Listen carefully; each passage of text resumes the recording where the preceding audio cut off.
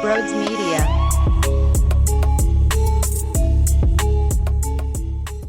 What is going on, everyone? Welcome on into Open Ice Hits. It's really weird to say that the conference finals are not set. I'm sitting there tweeting, the conference finals are set. And then I actually had to reevaluate that because what are they calling it now? What do they call the Final Four? What are we doing here, Durso?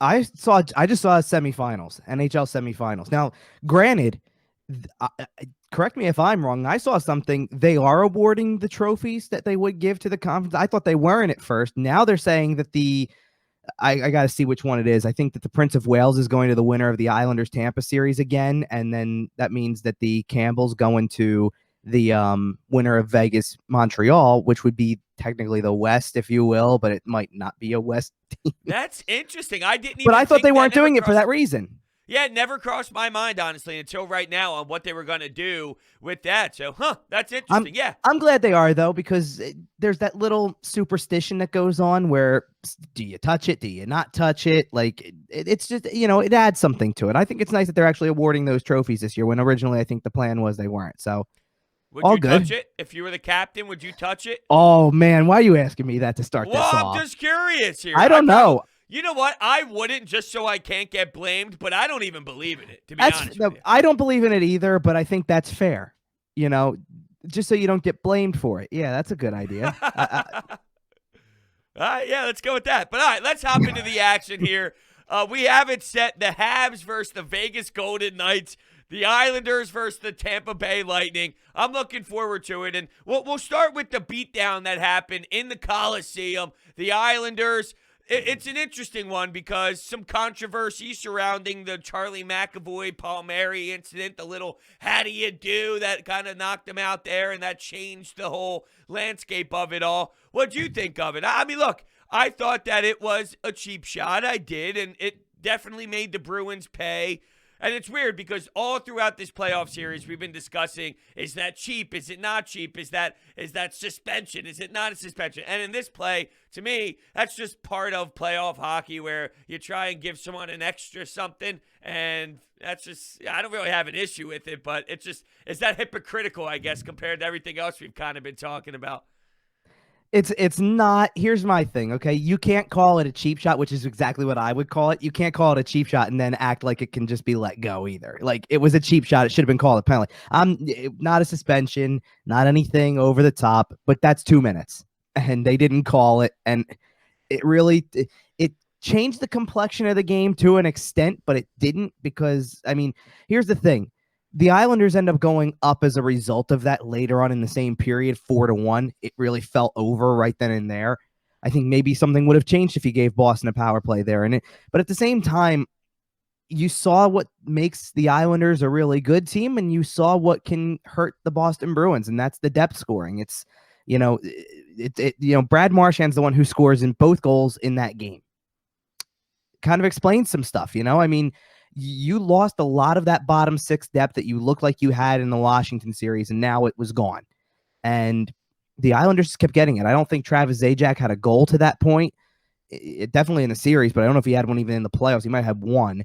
And then, I feel like once that happened, once that was not called, Kyle Palmieri was scoring a goal. And he did. It was like that was the least shocking thing that happened. Brock Nelson ended up with 2. I said last year, I don't know how we can watch this guy play and not appreciate his game more. He's such a good all-around player. He doesn't do anything, in my opinion, to an elite level, but he does a lot of things really, really well. Like, that's the thing. So, you get that. Again, the end of the game, it very much like, I forget which one it was. Maybe it was game 4 or something like that. There was one, no, game 4 they lost, so it was probably game 3. That's a defensive clinic. To just play keep away for what they do for a minute and a half felt like they couldn't, Boston couldn't get the goalie out, and then they get 2 empty net goals in short order because for that same reason they couldn't get possession. They never got set up. They never were allowed to do anything, and that's why the game ended the way it did. So, well, speaking of goalies, I was very surprised by Tuukka Rask. I just thought he did not have his best day at the office, and he was going to have to help steal that one, especially being on the road. We talked about it a billion times, how loud that atmosphere is there, and it was buzzing for sure.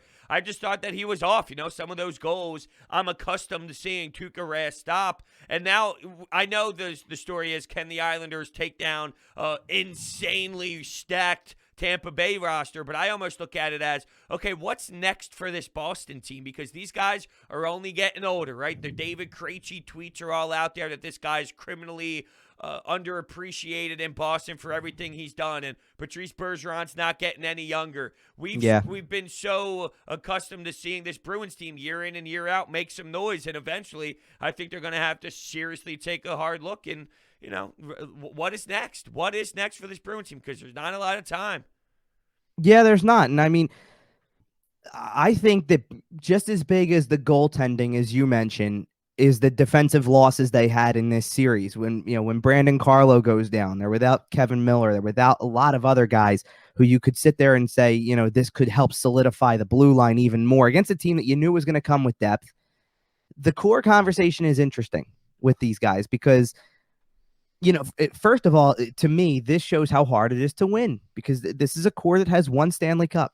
Pretty much. I mean, and you can't even throw Pasternak into that, but it has one. They have one Stanley Cup. Bergeron has one. Marchand has one. It happened 10 years ago now.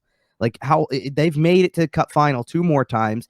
They've made these runs before, getting into the second round multiple times. It's hard to get through the best teams in the league. And not only that, but I mean, we're going to get into the other teams that moved on, obviously, but think about something for a minute here. The Islanders are back in the Final Four, if you will. The Tampa Bay Lightning are still defending their title. Vegas is there. That's 3 of the same 4 from a year ago. So, kind of take notes from these teams. These are the ones that are building it the right way and are finding a way to be there at the end because when it comes playoff time, they get everything they need from everybody they've got. And it's total team effort and it works out for them. And I think Boston just needs to focus on. I don't know if I would blow it up. I don't think that you do anything crazy here. I don't think it's time to do that. I think there's a little more juice to squeeze out of the lemon. I think, I don't think you freak out. If the answer is don't freak out about a lot of teams this year because of the way that the year was and all interdivision play and all of that type of stuff, then I'm not changing too much. I think their decor is young. Goaltending, I don't want to say you have a question there. I think they'd bring Tuukka Rask back, but you never know. I think that's where they make the move. I do. I think that you think the change is there. You think they go with like Jeremy Swayman moving forward. I think what it is I'm not saying that Tuukka Rask doesn't have it. Tuukka Rask is an amazing goalie and all, but sometimes I think that there's boiled frustration within the city of Boston and Tuukka Rask. So from the outside, there is. Yeah, from the outside looking in, it's why would you change that? He's been there forever. He's been great. But when you get in there more, sometimes there just needs to be change. There needs to be something fresh. There needs to be something new. And when you talk about the decor being young, that's a big factor as well. You're an organization that's been having Big Z back there for 3,000 years and also leadership in the room. And I'm not saying that other guys, if any team was set to have the next person to be able to step in there and be a phenomenal captain just like Z was, it was the Boston Bruins. But how much of that veteran leadership, we know it with the Flyers. It's tough with young defensemen to make that next step, and you make some mistakes when you're young. And it's the timeline of the veteran core and the young defense. Is that a mix right now? I think that's a fair question. It is a fair question. Look, you've already touched on with Tuukka Rask, at least. He's got to be the most polarizing figure in Boston when it comes to this hockey team because he gets blamed for games that are not his fault. And he's got to shoulder a lot of it. Did he not have his best game in that clincher? Absolutely. But, he got them through a lot of those games, especially when you think about all the overtime games they played, all of that type of stuff. He was great for a lot of it. And if that's where they decide to make the change, so be it, I suppose. I don't think they should. I think they should stick with a lot of stuff. They're still a really good team, and they've got a lot of the right pieces in place. It's just a tough league and a tough division. Like, it's hard to get through these teams, and that's what it comes down to. I mean, at the end of the day, you were 1 or 2 remaining from this division. You're not going to play these teams half as much next year anyway. This is not your typical division. So I wouldn't freak out if I'm Boston. I really wouldn't freak out. Yeah, just find ways to help out with the depth scoring maybe too. Exactly. What's going to happen with Taylor Hall? I mean, he had such a good start here. Is that something they look at? Can they afford that? Although, look, they're a team and an organization that they're not spending the big bucks and going intense amount of money on one individual. So if Taylor Hall is looking to get the bag, I don't think the bag's coming in Boston. But who knows? I mean, I have no idea what his value is in terms of free agents. Every year, I think we've been kind of having that conversation now. We have, and I don't know whether the answer is that he takes less money to make it work, or they can just do the gymnastics again with the cap and figure out a way to make it work themselves. That's the interesting part. And I wonder maybe that's where the Tuukka Rask discussion comes in. Do you sit there and say, you know what, we can re-sign Yaroslav Halak and we can bring Jeremy Swayman in and say, there's our grouping for, there's our 2 goalies for the next year. And that gives us the money to sign Taylor Hall back and to go and maybe make a couple of additions, whether it's depth scoring at from center, from wing, whatever, bottom 6 guys. Maybe it's adding another defenseman too. Maybe it's adding a guy who you actually think solidifies that group that kind of better fills. I wouldn't say better fills the Chara role, not the Zdeno Chara role, but better fills the Torrey Krug role maybe. Because I think they wanted Matt Grzelcyk to be that guy, and it works at times, but it didn't work with the same consistent level. And he's a younger guy. I don't want to just throw him completely all under the bus here with that, but maybe that's what you do to continue to take the next step, because this is a franchise that I think we've come to expect big things from all the time. It's not a surprise when they're there among the last 8 teams in the league playing in the Stanley Cup playoffs. And now you got to figure out how to consistently get into the Final Four group now, because it's been a little while. I mean, I would say a little while. Geez, it was 3 years ago they were in the Cup final, but you know what I mean? Like, this is 2 years in a row where they haven't gotten past the second round, and you start to ask those questions. Perfect segue. You know who else can't get out of the second round? The Colorado Avalanche. Now, this is just bonkers. All the credit in the world to the Vegas Golden Knights. My God, we discussed this before, where they were just a handful of minutes away from going up 3-0, the Avalanche. And instead, here we go. They won 4 straight games, the Vegas Golden Knights did. And that Mark Stone overtime winner was crazy. Another game where the Colorado Avalanche were up a couple goals, and with the blink of an eye, here we are fighting for sudden death, basically. Mark Stone blocks a shot on the other end. I'll tell you what, when you look at the numbers and what he's doing two-way defensively as well, it's crazy what he does on the ice. When he's on the ice, the Avalanche struggle. Mark Stone's blocking biscuits, going the other way full speed. And then in game 6, took care of business on their home ice. That was a weird game. A lot of deflections, a lot of shots from distance that are going through. I thought it was a really strange game, but Vegas ends up pulling through, getting the win. And I'm excited for this matchup between, cannot believe I'm saying this, the Montreal Canadiens and the Vegas Golden Knights. It should be fun, but do you look at this as the Avalanche choked? Do you look at this as the Vegas Golden Knights showed how well they really were as a team? Look, they got smacked and punched in the mouth hard in game 1. Or is it I know the simple answer is it's a combination of both, but what do you think it is more? Vegas is showing its strengths, or Colorado choking? I find it really hard to believe that you can say that the team that finished first in the league and won the President's Trophy choked when they faced the second best team in the league in points. Like, I just can't go there. To me, this is Vegas showing their skill. And the turning point is exactly what you mentioned. There's 6 minutes left in game 3, and Colorado's got a lead. And they look like they might go up 3-0. And if they go up 3-0, the series is going to be over somewhere down the road. It might not be in 4. It could be 5. It could be 6. Maybe it takes 7 even. Who knows? But it would. I think that the series would have been over because Colorado would have known what was in front of them. And instead, you get those 2 goals from Vegas in that game that turn it around. They win. Game 4 went their way. And then I told you this when we did the last show. If game 5 went to Vegas, this series was over. And Colorado had that game in their control. I don't want to call it one that they choked away, but they had a 2-0 lead going to the third period. It really felt like Colorado had that game. And you go, okay, the home ice thing turns it back around. That's what helps them get the series back in their control a little. And if that's the case, then at the very least, I think it sets itself up for what I thought was going to happen, which was Colorado in 7. Even if they can't get the win in Vegas, they can come home and they can probably win game 7. And it was 2 quick goals and then Mark Stone in overtime. And as soon as that goes in, that goal was filthy, by the way, great shot, everything about, and I love the fact that, and it's been talked about a lot. I love the fact that it starts at their own end. I love the fact it starts with a shot block at their own end.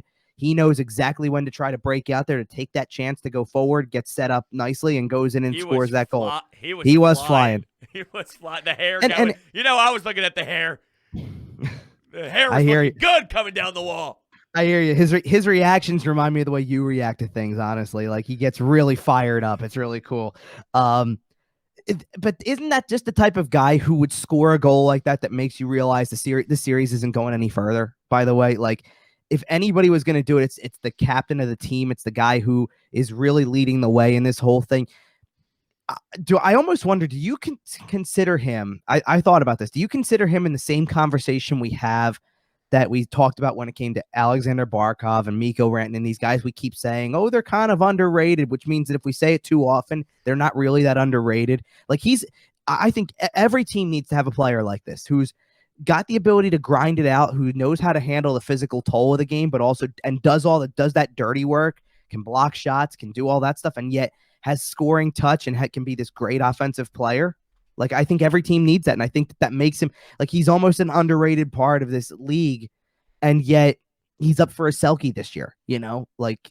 Yeah, so I do agree with you that it does seem like he's probably in that category now. And I'm looking up some of his stats. Now, he had some great years in Ottawa and whatnot. He's constantly putting up 60-plus points. But I do agree that, and maybe it's just the nature of now, and I don't know, he might have been on that Eastern Conference team in Ottawa when they went on that run and went to the Eastern Conference Finals. But in terms of... He definitely was, yeah. Yeah. The way that it pops right now in Vegas and they're going on this run, it does seem, and it might be just as simple as the coverage of it, and it's the fact that it's Vegas and he's the captain of the team and all that, but it does seem like it is now put more on display, the type of hands, the type of skill, the type of leader that he has. It's always stressed. They're always putting him on the camera. They're always talking about him. So I do think that there's a nature of us maybe realizing, like, wow, he has that.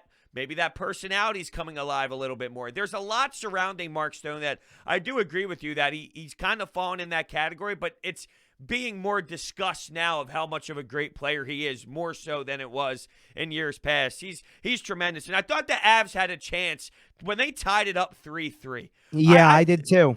And the goal was kind of weird because it was perfectly executed that shows you how great a Colorado team is, where it starts with Makar in the D zone. You move it up the wall. You move it in the neutral zone. You move it cross ice. I mean, it's just bang, bang, bang. I think it was Burakovsky who puts it on net and scores. It was just bang, bang, bang, bang. Pass, pass, pass through the neutral zone, and you're in and you're scoring. I'm like, wow, that is a counter punch. Tie game 3-3. And from there, though, just not enough. And Nathan MacKinnon had some you saw his frustration. He had some punches there, and he also had some interesting post-game stuff too. Yeah, it was just, you looked for those big guys to step up, obviously, and they didn't do it to the level that you would have expected them to. But this was another game that was there for the taking. I don't think we can look at this and go, oh, Colorado's that far off. If anybody had the worst game that could have possibly happened, it was Sam Girard, who again is another young defenseman. So I think that, again, this is not a moment where, but this is not a moment. It does, and this is not a moment to me where you freak out though. As Colorado, I mean, another key that I didn't really think about too much. I didn't write it down last night. I saw it earlier this morning though. They didn't have Kadri because of the suspension, and how much does that hurt you when you needed the center depth to compete with this team? Because just when you think you're through one line and you go, okay, Mark Stone's line's off the ice. It's not, you don't have to deal with Stone, Pacioretty, Stevenson anymore. Here comes Carlson, Riley Smith, Marchessault. And the depth just continues to hit you. I didn't even get into, there's names I haven't mentioned yet that can put up points that I'm mentioning as bottom six guys. Alex Tuck is one of those guys. You know what I mean? Like, they've got depth that is really just going to continue to deliver. And then to watch their fourth line get 2 goals, quite possibly, I know the margin was 3, but quite possibly the difference in the game. And you get scoring from defensemen as well. So I think that collectively, this is about as good of a team that is left top to bottom. I mean, it's hard to say that when Tampa Bay's in there too, but like, you've got well-rounded teams almost across the board here. And that's why these teams are in the Final Four, because they're so well-rounded. They get the depth scoring, they get the defensive play, they get the goaltending, they're getting it all. And to me, what's going to be really interesting about this next series for Vegas and Montreal together is the fact that both teams come in rolling. They come in on winning streaks. One's won 4 in a row, one's won 7 in a row, and you go,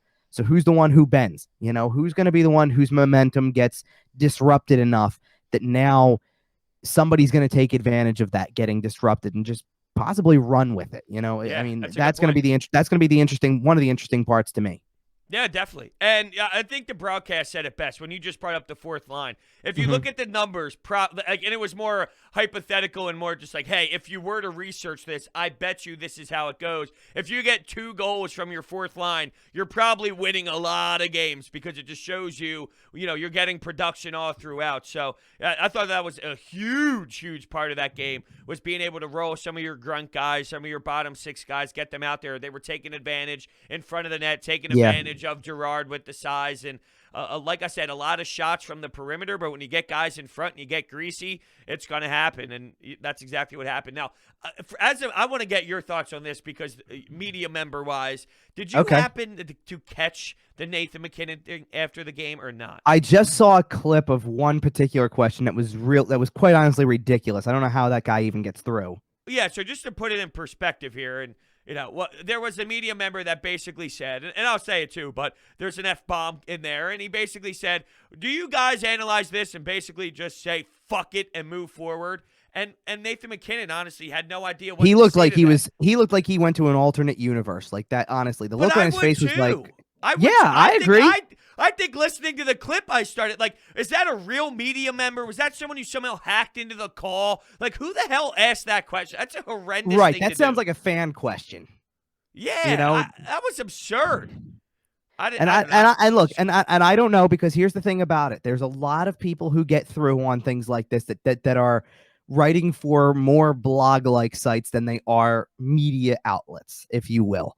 So that means that they're going to kind of just take a perspective that's totally different from the way that the media has to approach it. There's a lot of questions that Nathan MacKinnon could be asked after this series. You can certainly ask how you feel about the core going forward. You can be asked about what's needed to take this next step. What went wrong in this series? You had a 2-0 series lead. You didn't win another game. What went wrong?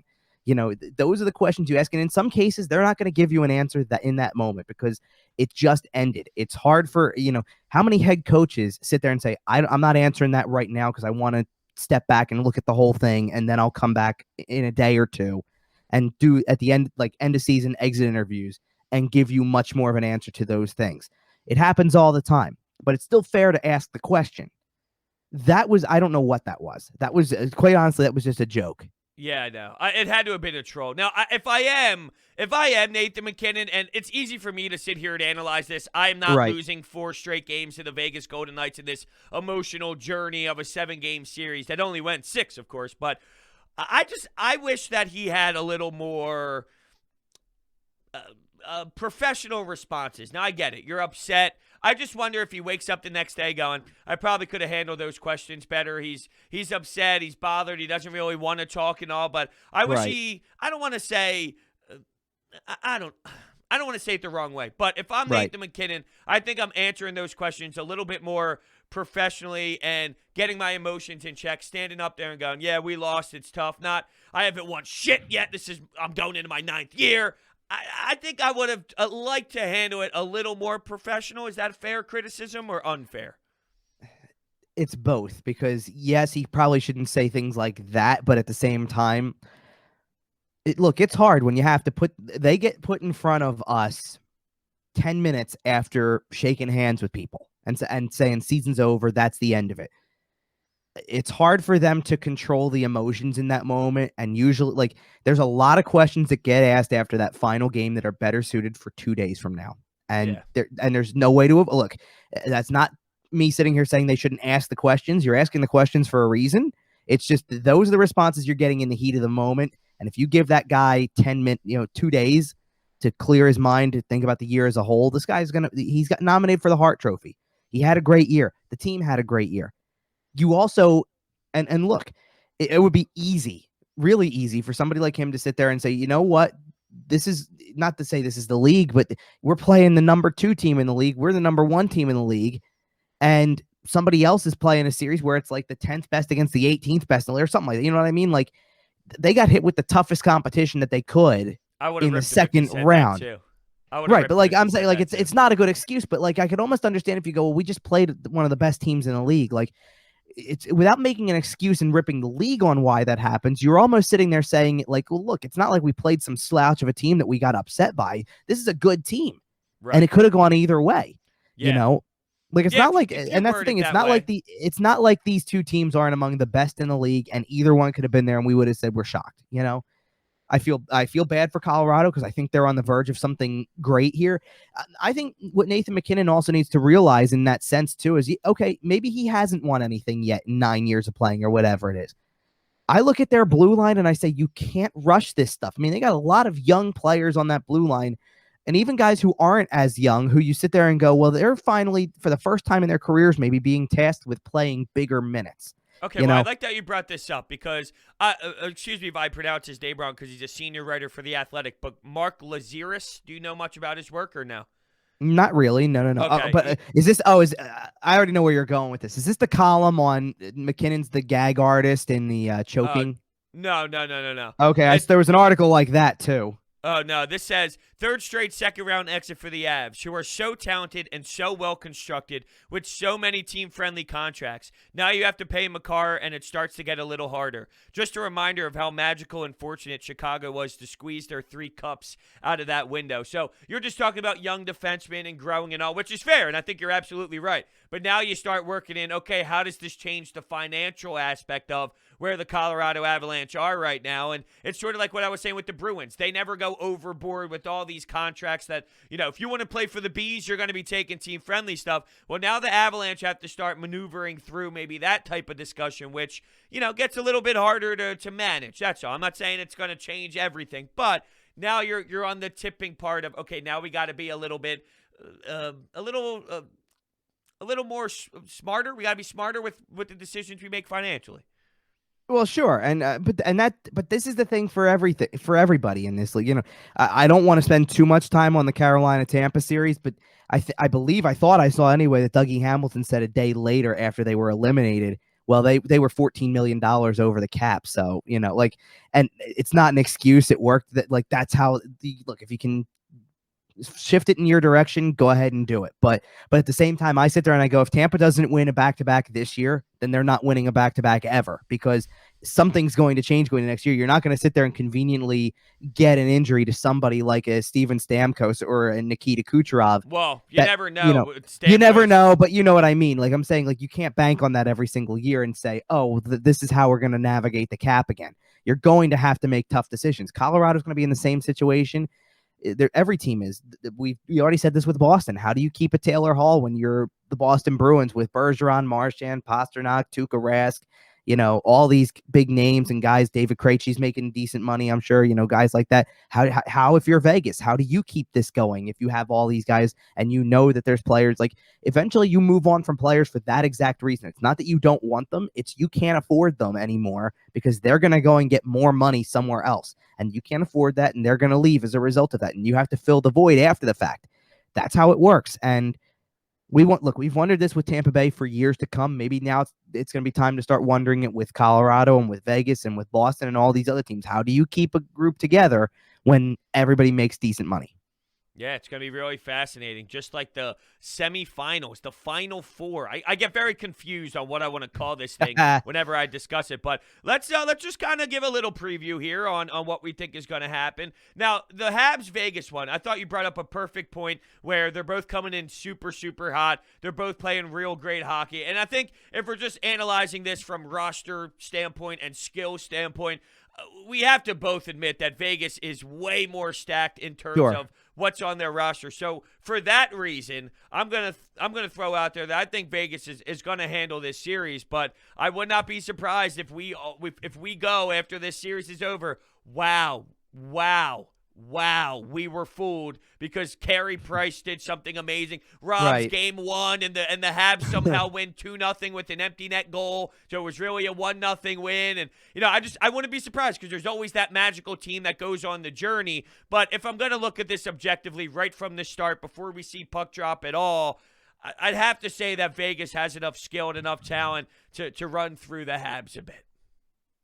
So I'm going to do this in two ways for you. First of all, because I have three things to watch for each team in the Final Four, so I'll just give them to you. And I had a lot of thoughts. I was thinking about this series a lot because before I get into the things I'm watching for each side, I told myself that if Vegas can win a game in Montreal, assuming they win the two at home because of the atmosphere in the in the fortress, like Jesus, assuming they win 1 and 2 and then can win 1 of 3 and 4, this series probably is ending in 5.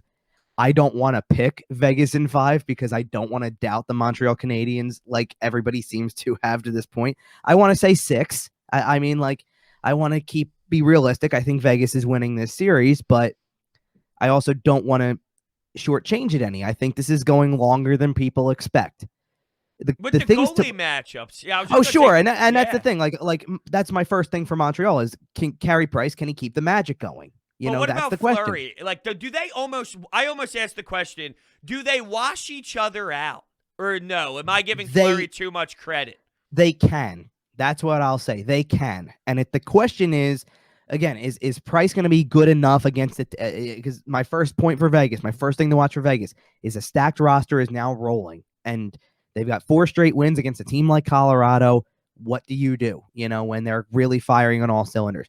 My second thing for Vegas is their veteran leadership. This is Montreal has it too, but this is a team that has a ton of it. It's Mark Stone. It's Max Pacioretty. It's Alex Pietrangelo, Alec Martinez. Marc-Andre Fleury is in that grouping as one of them.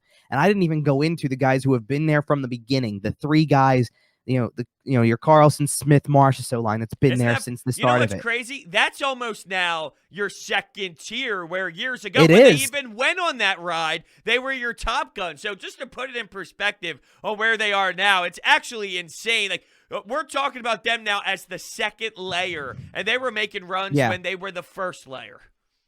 So, and it bodes the question for me on Montreal's side, the kids or the veterans. So who emerges more in this series? We've said it about both. I said the last series, look at Corey Perry, look at Eric Stahl, look at Tyler Toffoli. These are guys that were winning cups 10 years ago or more. And now they're, still contributing at a high level. Shea Weber's playing really well. Who steps up? I think Shea Weber's going to have to, obviously, in this series. They won't win or stand a chance if he's not on top of his game. Or is it these kids? Is it Cole Caulfield? Is it Nick Suzuki? Is it Jesperi Kotkaniemi? Is it those 3 guys and some of the others down the line that are giving you more of what you need to survive this series? If you're Vegas, and this is my third point on Vegas, or maybe it's the keys to the series for them, stick to your game.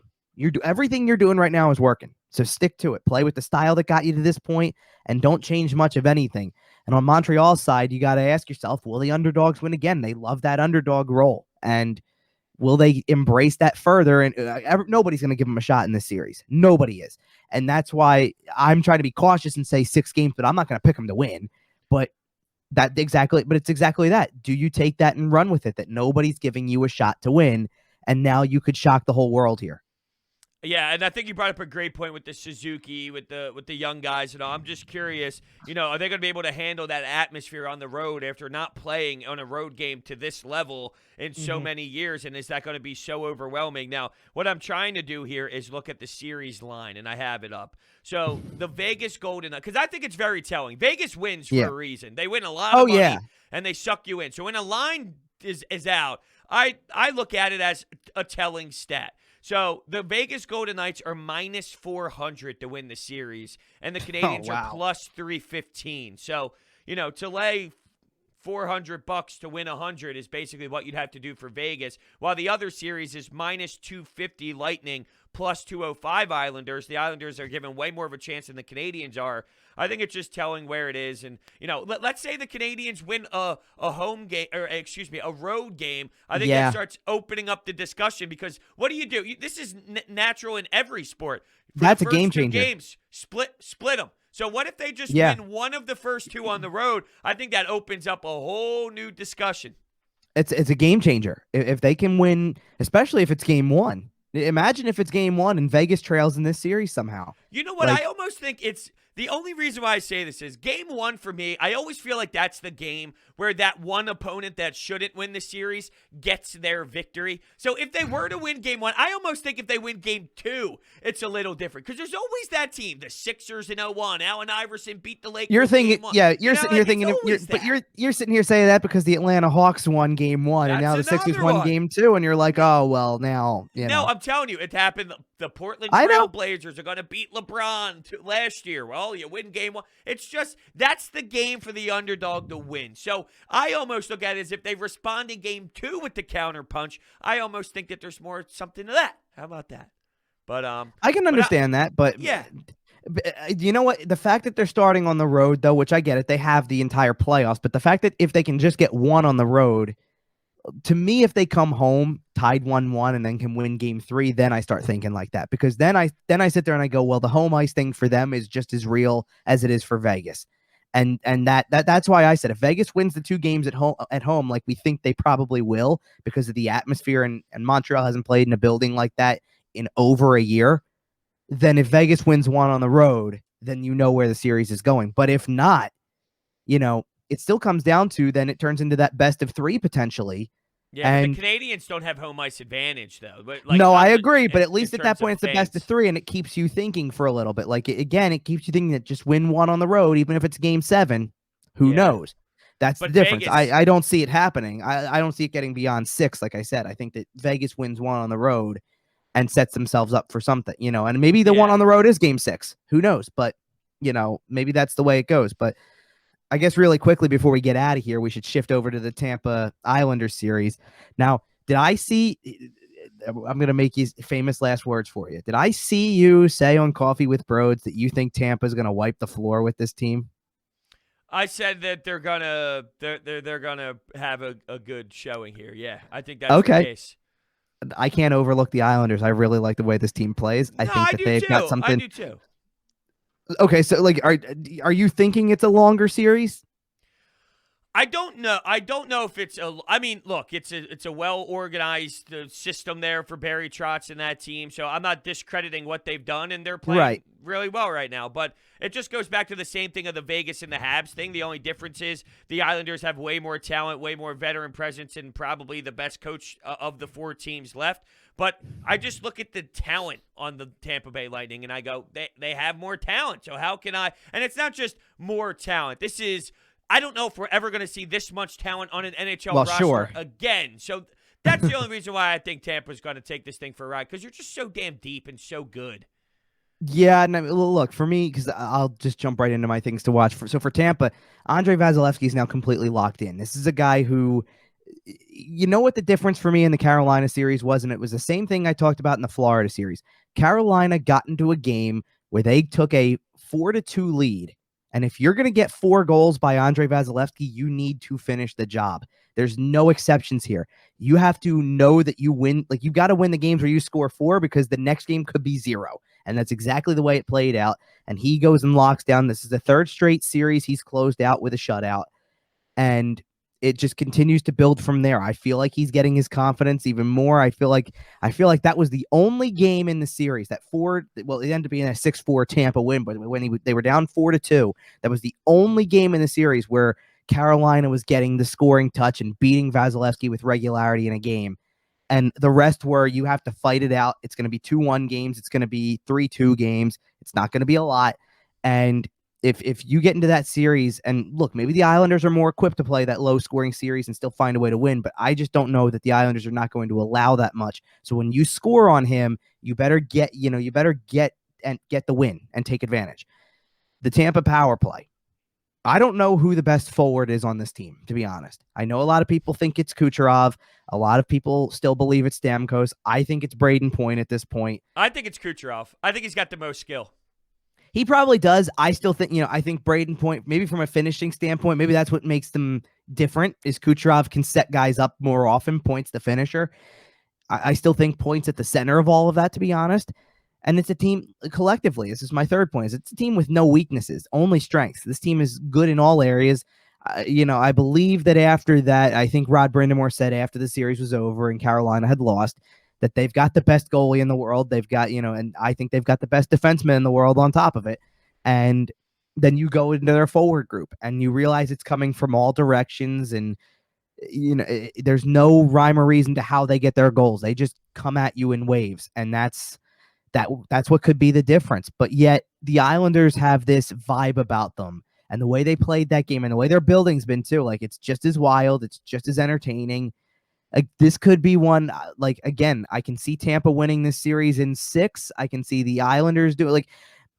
I was wrong about, I think, just about every series in the second round. I think I picked the wrong team. I had 2 of them going 7. They never made it to 7. But here's the thing for me. Like, when I predict a series and I say, oh, this is going 7, the reason I have it going 7 is because I can see either team winning. So I never sit there and I go, like, when I had Boston in 7, I'm not discounting the Islanders at all. They could win. And I felt the same way with Vegas and Colorado. I had Colorado in 7. I would have bought it totally if Vegas won. I really like this Islander team. I think Matt Barzal's on a roll right now, so I wonder how he's emerged, and can he emerge further among these star players Tampa has. The Islanders, I saw a stat the other day, they average a total of 2 power plays against per game. If you can do that against Tampa, you might actually have a shot, because then you're stuck playing that 5-on-5 game. But if you don't stay disciplined, you're not going to have a shot. And the Islanders are going to need more depth scoring as this series rolls on, and they've gotten a lot of it. They got the goals. They've had games where their fourth line's been really good. They've had games where it's Palmieri and Zajac pitching in. You need it collectively. And I hope that they can still get it, because I would like for one of these series, I don't know which one, but I'd like for one of them to go a really long way, maybe go the distance.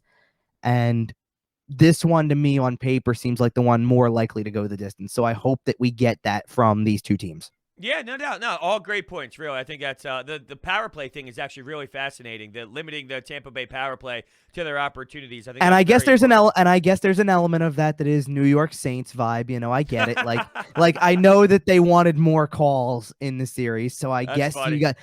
And who knows? Maybe against Tampa now you got to watch it even more. Like the things that weren't called against Boston that Bruce Cassidy was complaining about turn into penalties against Tampa Bay, and it could turn the series around completely. I hope we don't get that. I hope we get a series where it's not dictated strictly by special teams, and it's much more of a true series where the competition between these 2 teams at 5-5. That's what I loved about the last game between Colorado and Vegas. Not many penalties. Just let these 2 teams battle it out at 5-on-5, and you saw who was the better team at 5-on-5 in that particular game. There you go. I hope that that's the type of series we get between these 2. Yeah, no doubt about it. And just to be fair, I do think that the Islanders can win this series as well. It's not that egregious to think the Islanders can hang around. It'll be very fascinating, though. I'm excited. So with that being said, thank you all so much for listening to this episode of Open Ice Hits. And the next time we talk, we'll be discussing the conference finals, semifinals, final four. Yeah, something like that. Thank you, guys. We'll see you next time.